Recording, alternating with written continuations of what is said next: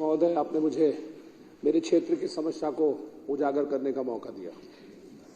अध्यक्ष महोदय, दिल्ली में कोई 369 लगभग गांव हैं। उनमें से एक बहुत प्राचीन गांव है गढ़ी। कालका जी मंदिर की तलहटी में बसा एक गांव थोड़ी सी नीचाई पर है, जिसके कारण पहाड़ का सारा पानी गढ़ी गांव से होकर गुजरता है। पानी की निकासी का प्रबंध न होने के कारण और गांव के बीचों बीच में एक बहुत बड़ा नाला जो लगभग 12 फुट चौड़ा था, उसके कारण गांव की हालत इस समय बहुत दयनीय हो गई है। कालांतर के बने इस नाले में अब आजकल इतना गंद जमा हो गया है, वो चाहे बरसाती पानी का हो, चाहे बरसाती गंद का हो, और अब कई लोगों ने उसमें अपना सीवर की लाइनें भी मिला दी हैं, जिसके कारण अब वो बरसाती नाला ना रहकर मिट्टी का एक ठोस जमीन बन गई है। तो ना अब उससे पानी की निकासी हो रही है और ना ही सीवर की।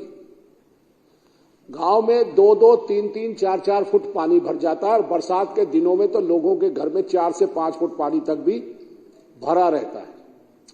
एमसीडी के ढुलमुल रवैये के कारण, क्योंकि इसकी जिम्मेवारी एमसीडी की है। लगातार पिछले काउंसलर्स लोगों को बहला फुसलाने के लिए राजनीति करते रहे और उन्हें बहकाते रहे कि हम इसको ठीक करा रहे। अभी हाल में 17 लाख रुपए के बजट से उस नाले के एक छोटे से हिस्से, मैं कहूंगा शायद उसका 5% भी हिस्सा की सफाई नहीं कर पाए और 17 लाख रुपए खत्म कर दिए। ऐसे में ना एमसीडी के लोग या मैं कहूं पार्षद या एमसीडी विभाग ना हमें करने दे रहा है, ना हमसे कोई बात करते हैं और ना खुद कर पा रहे हैं, जिससे लोगों की हालत बहुत ज्यादा दयनीय हो गई है। लोगों में बीमारी फैलने का आशंका पैदा हो गई है और पूरे के पूरे गांव में 10 घरा का वो एरिया लोगों को गंदे पानी में होकर गुजरने के लिए मजबूर कर रहा है। आज नई दिल्ली के ऐसे गांव में ऐसा हो जाए, ये बहुत ही ज्यादा अचरज और अचंभे की बात है।